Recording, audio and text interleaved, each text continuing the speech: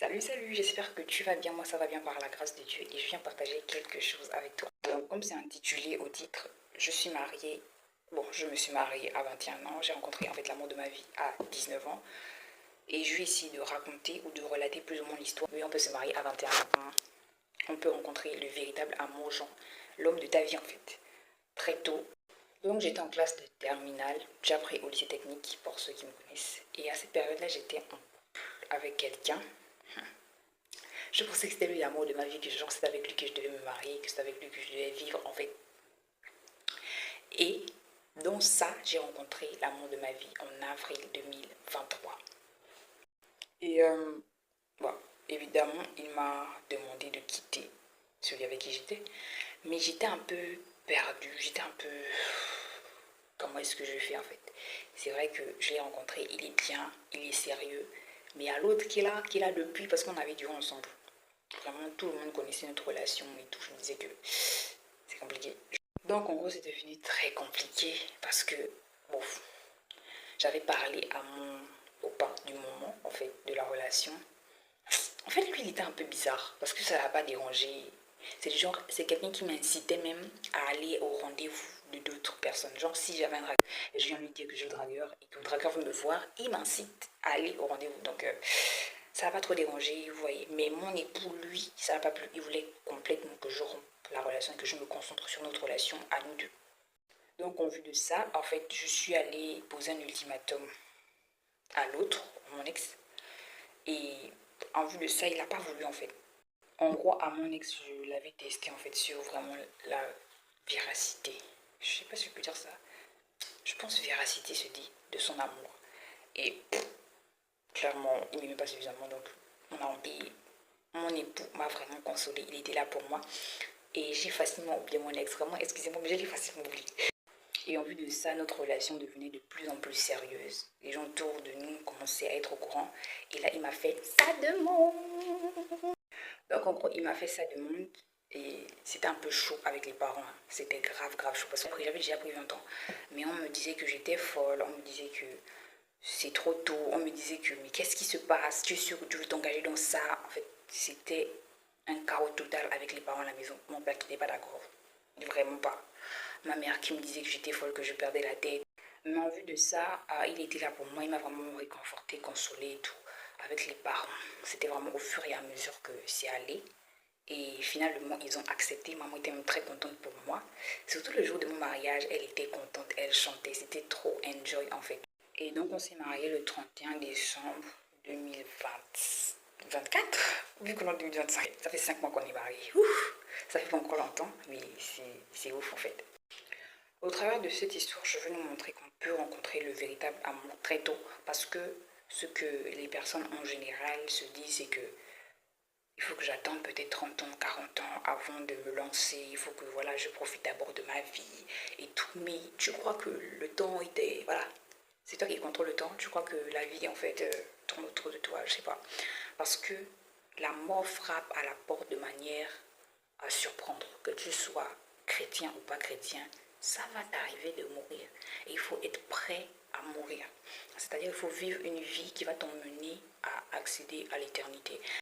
Le Seigneur s'est présenté à moi comme étant vraiment l'amour de ma vie, comme étant un véritable ami déjà, parce que les amis, c'est pas que j'en avais pas ou que j'en ai pas, mais vraiment ça fait la différence quand il est rentré dans ma vie.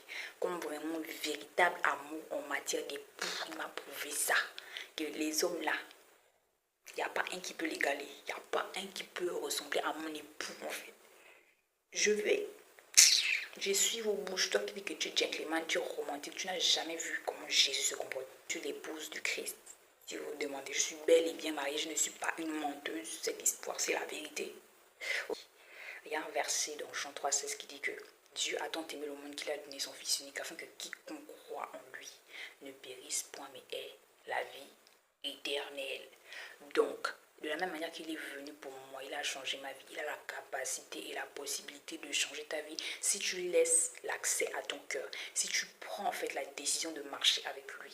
Parce qu'au jour d'aujourd'hui, je suis enjoy. Il m'a travaillé le mindset d'une manière que je n'arrive pas à croire. Ça fait 2 ans que je donne ma vie au Seigneur. Mais en fait, juste tu laisses ton cœur au Seigneur et tu acceptes d'être transformé.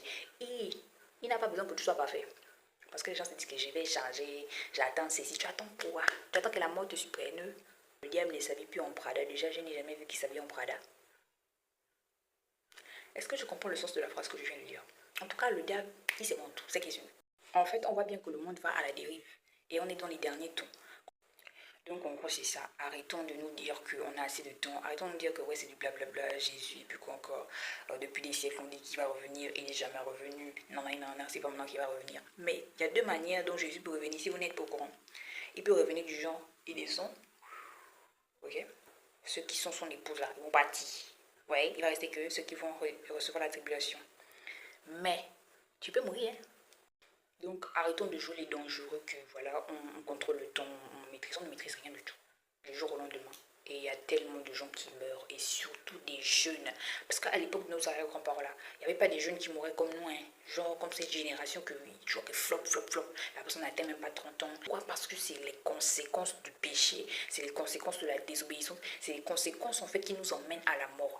C'est peut-être les péchés de nos parents, nos propres péchés, la désobéissance, l'insolence, il y a l'impudicité qui facteur des morts, parce que tu fais des échanges, tu ne sais pas, tu échanges ton temps de vie avec quelqu'un. Si la personne maîtrise la chose, il va t'épauler sa femme. On n'a pas le jouer, hein. On pense qu'on s'est fait du bien. Moi, je viens conscientiser, parce que je vous aime.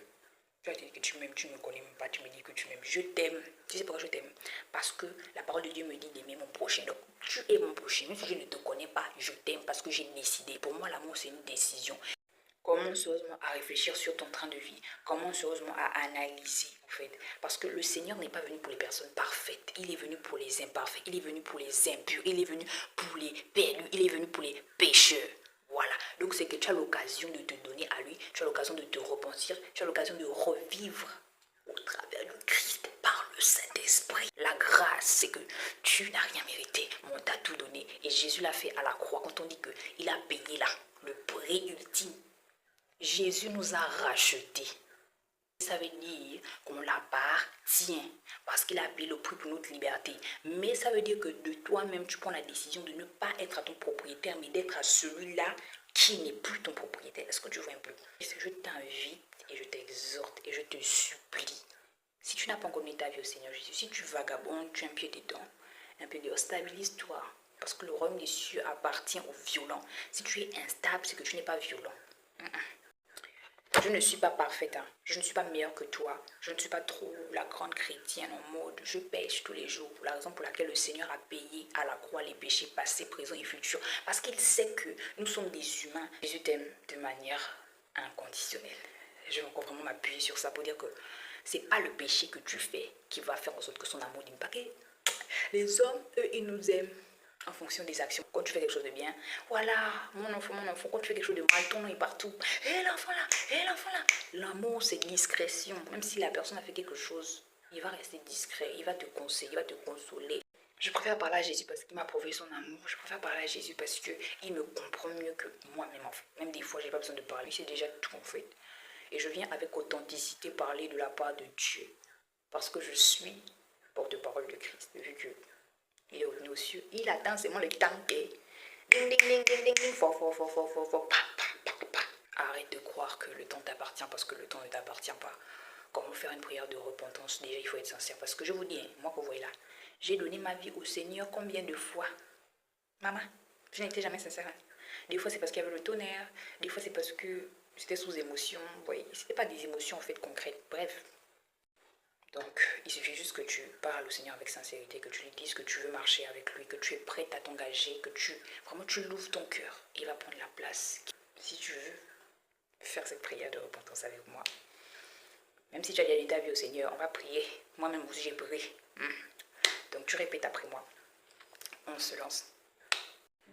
Seigneur Jésus, merci pour cette vidéo. Père éternel, tu connais bien qui je suis. Même quand je me cache et que personne ne me voit. Tu es là, tu entends mes cris.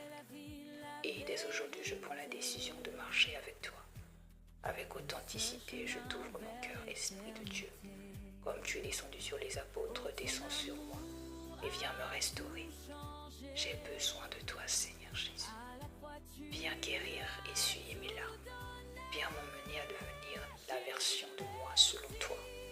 Père éternel, que le monde au travers de moi parce que tu as changé la vie de tant de personnes. Et je crois qu'aujourd'hui, tu changes la mienne. Oui, je veux marcher avec